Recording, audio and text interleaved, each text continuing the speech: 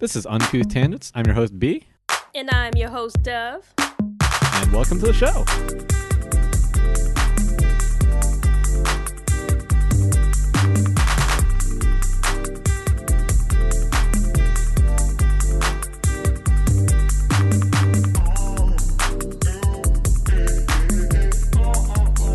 Ah, the cobbler. That's what you are. A cobbler you is. What is a cobbler? Are those the people that make the shoes? Or are those elves? A mender of souls. I thought that was Pinhead from Hellraiser. No, he's a destroyer of souls. It's so warm in here. I'm going to take my pants off. No, please don't. Don't take your clothes off in the studio. No! Put them on! I just imagine you like taking your shirt off, like you had these huge pepperoni nipples. My pepperonis are roasting over here. No. Sorry, your cat's just never this friendly. Oh. The cat bite that I told you that I got? Well, I got bit by several things, but more so the cat bite. So the cat ended up being the strongest victim bite of all. It was, and it got infected. Whew. It got highly infected. Like, pus was coming out of it and everything. And then the pain traveled up my arm, and like my armpit got swollen. So I ended up... Your armpit got swollen. It did. Can we have an episode where we don't talk about our pits? Well, Pit's back the sequel. The swollen pit. So, Chronicles of Pittick. Yeah. And so I ended up having to get a tetanus shot and take antibiotics. Loser says what? Huh? Damn it! You were supposed to say what? I'll get you back. I just gotta think about it. I think I'm generally just a little too chill about things. Maybe. So I gotta step it up and do more of like physical pranks, where I'll have you... I'll take a physical challenge. Yeah. Well, I'll have you walk somewhere, but it's a trap door underneath. where you step and then you just go down a chute. It'll be really expensive and I'll probably go bankrupt trying to do this, but it will be an ultimate prank and I'll get you. I do remember like a little while ago when we were discussing like who would win in a fight between you and me. A physical fight? Yeah. And I was pretty sure it was you, but my only way to win, my only way to like pull off a win would be if you were just walking through the office garage and I just dropped on top of you like yeah. like a Wolverine. Like not like the comic book character Wolverine, but an actual Wolverine, which are just lazy and they just plop on top of things they wanted to or annihilate. like a pancake press from the character King from Tekken. Oh yeah. A wrestling move where you just flatten someone. Yeah, that will work. You do outweigh me. So that was the only way I could succeed in hand-to-hand combat with you. That's it was just true. using gravity as my hand. You better strike true and fast, and don't let me get up, because if I do... Well, there's a good chance that we'll both be knocked out unconscious. if you drop from the ceiling. Yeah, that's what I mean. And you time it just right to where your skull cracks against my skull. Yeah, we're both out. But if you're out first, jeez, that means I won. You wouldn't know. You're knocked out too. I'm just barely got my conscious, and I see that you're out, and I'm like, yes, done. No. So after you knock your skull against my skull, you kind of you're kind of in a haze a bit, and you're like, oh, is she out? And then when you see that I am, you'll just drop. Yes, I win, bitch. That's precisely my plan. Oh. Okay, well, make sure I'm dead when you do that, because once I get up and regain consciousness, there's going to be no schematics involved. It's just going to be a nice snap of the neck. Well, that supposes I'm still alive. Well, yeah, that's what I'm saying. So what if you wake up but I died? Oh, man, I would be sad. No, okay. After I kicked you. So when I realized what happened, like, oh, this bitch dropped from the ceiling onto my body. Uh-huh. And I wake up, They're like, wake up. And, you know, you're not moving. I'm like, serves you right, bitch. I'm going to kick you in the side. And then, then when you don't wake up, I'm going to be sad. I'm like, oh, no. Like, shaking you, wake up. You made kind of the same hand motion that the Ewoks did in Return of the Jedi. It was like after the stormtrooper shoots one of the Ewoks and one of them just goes over to his friend and nudges him like, are you awake? Oh, no. It's like this open palm. Yeah. Well, I don't know if they have palms. I feel like they're just giant stuffed animals. Oh, wait, they do have palms because they have weird hands. Yeah. Yeah. See? So, yeah, just imagine I had to cover a lot of surface of you to properly shake you. So it's like a blue whale. Like, like a beached whale. I'm using my shoulder. I'm like, wake up. It's pretty good to me. I was thinking of more fun things to break you. Now you're using our dead bodies against each other. Dead bodies. I would make a sinkhole or like some quicksand for you to step in, and then you would just get stuck. Mm-hmm. That's my idea of a prank. Not for you to be dead. Fall the out ultimate of a tree. prank. Eat yourself. Can't get me back now. Oh, yeah. Then your ghost comes back. You're like, oh, boo. Yeah, that's when I started pranking you from beyond the grave. It probably wouldn't work. I would just exercise you. Ghost pranks. No, it wouldn't work. Exercise me? I'm pretty fat. No, the other Exorcise. Hey, man. That's my accent. That's how it comes out. I like over enunciating. I think it is pronounced the same way. Yeah, like the movie The Exorcist. The Exorcisist. No. Either way. Yeah, it's just I'll just exercise you. Exercise you. Cardiac fat Not burning in that way. ghost. Nope. I would just send you into the ether. And with a fitter body because I've been exercised. No. With the same. Actually, as a ghost, you'll probably be able to have whatever body that you wanted. Ghost abs. Meaning non-existent. That's what you have now. Yeah, I know. Like, honestly, there's no difference. Didn't you just come back from a trip? Yeah, we both did. Oh, yeah. What was your favorite part of the trip? Being in California, your first time on the West Coast.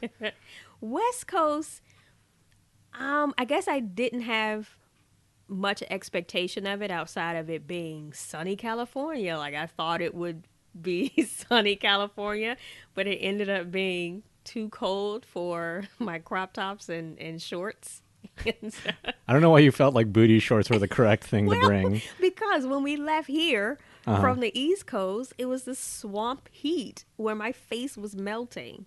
Like I was telling you before that I missed the bus on my way to the airport when we were starting out the trip. And so I was waiting at the bus stop, sitting in the heat for an hour, and sweat was just pouring out of every orifice. And so I'm trying to wipe my face, but it doesn't help because what I'm wiping my face with is already soggy with sweat. So I'm like trying to... Is it yourself? Yeah. Are you like the cat symptoms are already coming out? Yeah. Trying to wipe with the back of my hand, or I had a t-shirt on, so I'm trying to wipe my face with the t-shirt, but that's already getting soaked as well. And so the difference between that morning of the swamp heat and then the evening of the cool California air was just, it was about 30 degrees difference, and with no humidity out there. So outside of the weather, sometimes I feel like talking about the weather just means you're a boring person. You're like, the shitty small talk.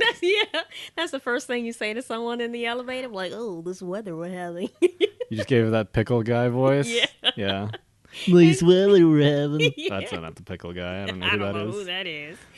Is it Bullwinkle? Right, so outside of that, the people on the West Coast are so much nicer than the people out here. I had no idea. I realize how shitty the East Coast is, people-wise. Like, we're just a gruff group of people. We have, like, the worst sports fans. Why is that? I have no idea. Why is everyone so innately angry here? Like, for no reason. I think it's because there's so many, like... I don't know if the population is higher here, because I feel like the population just makes everybody... I feel like being around too many people, like, makes people agitated. But it's like that out there too. I would say it's a little bit more spread out. It's more suburban-y, like especially in Palo Alto. Yeah, the places we went to. Yeah. But San Francisco had a shit ton of people, which 70% of them were homeless.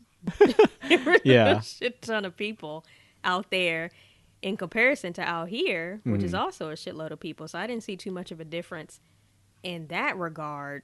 It's just I don't know why people out here are just the first response when they see you is just to lower their head or to look straight off into space so that they don't have to say anything to you or greet you. They can just go on about their business. It's just a completely different mentality from out here versus out there. Anyways, best part in California was just nerding it up, snowboard talk with those people at the BURTON flagship store in San Fran. Nice. That's where you bought the hat. Yeah. And there was also a skate shop in Palo Alto where I was kind of hanging out. Yeah, I didn't And get I to go to that. I was basically just hanging out and longboarding all over Palo Alto just because it was really... So that was the weird part for me. That's when I thought that there was nobody there because I basically went to all the parks and no one was there.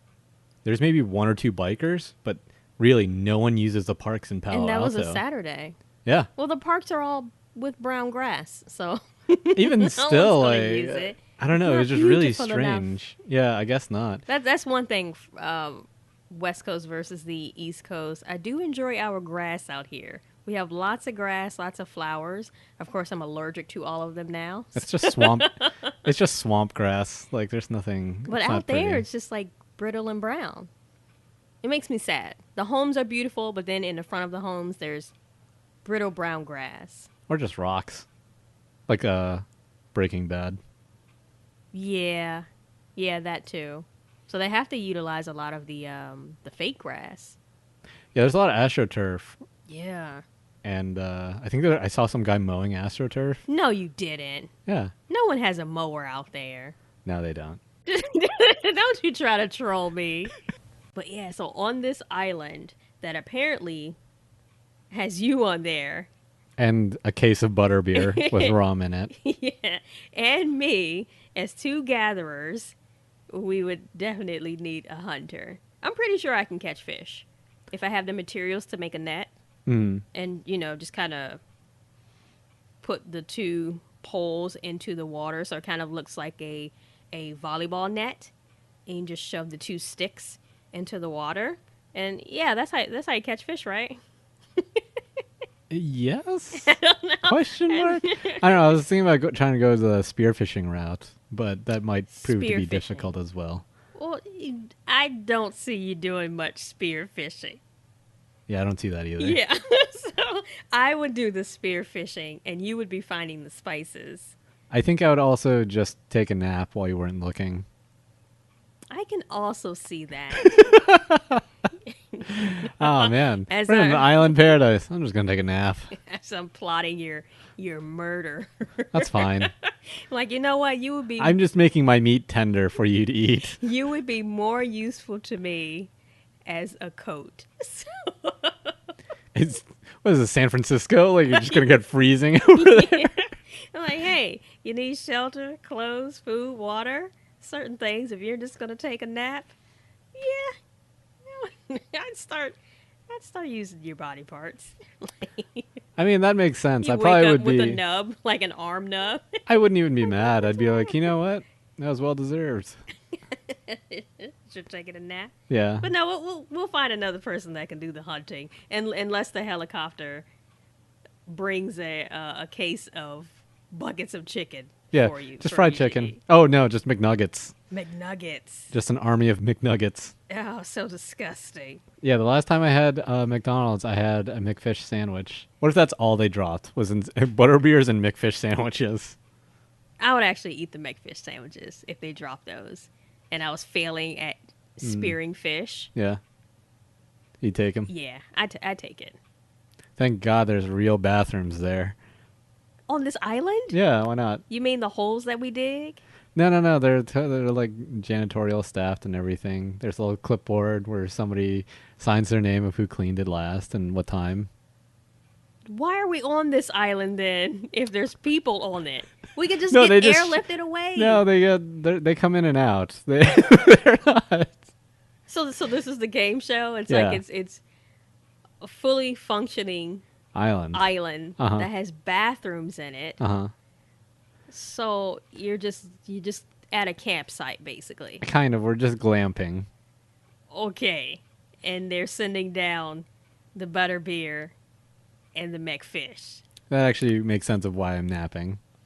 Oh, because you consume so much of the McDonald's and Yeah. the butterbeer. Mm. And if you get cold at night, just use the wrappers from all the McFish sandwiches, Ew, it's so greasy. but warm. It Mayonnaise. adds a layer. It adds a layer of warmth. So what are we doing on this island? What's the point of us being here? I don't know. What kind of game show is this? How do we get points? You know, I wish they told us about that Yeah. before we were set on here. Before we signed the waiver saying that we joined this island?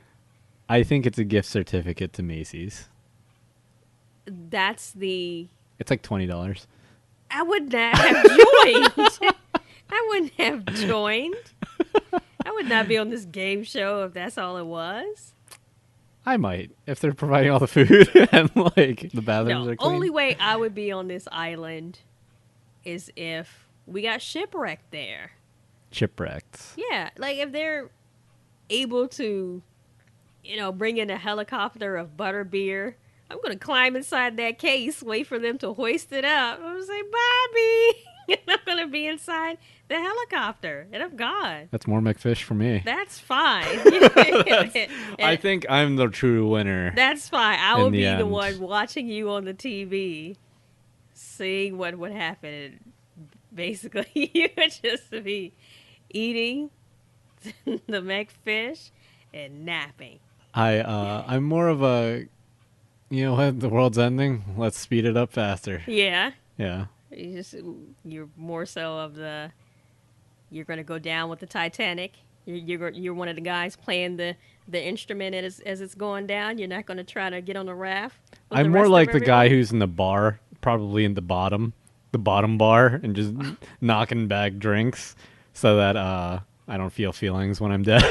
Okay. I'm going to say, if you're at the bottom while the guys upstairs are still playing the violins, you've already drowned. So your body's just like floating. It's a drunk body. Yeah. It's just floating. I can be a flotation device. And see, I'm already helping people. You would be mine. Yeah. You would totally be mine. Cut up my blubber for warmth. I would try to save you. Notice that you were already dead. And then I would throw your body into the water, jump off of the ship onto your body, and use it as a flotation device. It's for the greater good. Pickles. Wait. Oh. Oh, do you remember that weird guy who got onto the train and looked like he had been in a bar fight? Oh, yeah. He had blood all over his white clothes. Yeah. He wore a white tank top or a white shirt. Yeah, with and white jeans. White jeans. And he had blood all over his clothes from his hand. Yeah. With all white on. How dare you, sir? It's right before Labor Day. It's How fine. dare you? When is after Labor Day? It should be, what, like... Well, no. I know when Labor Day is, but like they say don't wear white after Labor Day. And why do they give that god-awful rule? I don't know what it means, and I don't know when the after part is. Like, does that mean like when the year, like on January 1st, do you start wearing white again? No, I think that came from an older time of where... The silent generation. Well, quite possibly where they wanted to show the status of certain people. And so only the people that were more well off was allowed to wear white at a certain time. And so they spread this large rumor so that people would stop wearing white after a certain time. It's completely bullshit not to wear white after Labor Day. Look it up.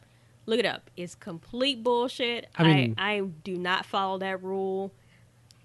I'm going to wear my all white bodysuit Get into a bar fight. Yes. Yeah, get blood all over it. Right after Labor Day, just to stick it to whoever came up with that shit. It's so interesting how we continue to follow these rules that we have no idea where they came from and what the meaning was. Like that meant something totally different back then that doesn't have anything to do with us now.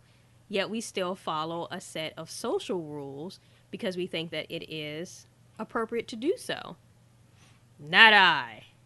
Yeah, Not we're I. changing things up. We're millennials. Regardless. We'll kill industries left and right. Yeah. Fuck that rule. Wear whatever you want, whenever you want, as long as you're comfortable. I will totally be wearing white, and I hope someone says something to me so that I could tell them that they're following a stupid rule. What if it's something deep? Then Like it pays respect to those who've died. that's somebody else's culture, somebody else's life, somebody else's thing. Like, if it was important to me, I would have known about it. It would have been passed down to me. It would have been something that's special to me. Is there a specific fashion thing that you specifically take on? As far as like trends and things like that, Yeah, that like any like fashion thing that means a lot for you. that means a lot. Yeah. No, Oh, okay. no. There's nothing that means a lot. There's so much to trends and colors and how you wear things and the time that you wear things that all of it's just arbitrary. It's, no. Loser says what? But follow us on Twitter. We are at Uncouth Tangents. You can like us on Facebook, and we're also on YouTube. Bye.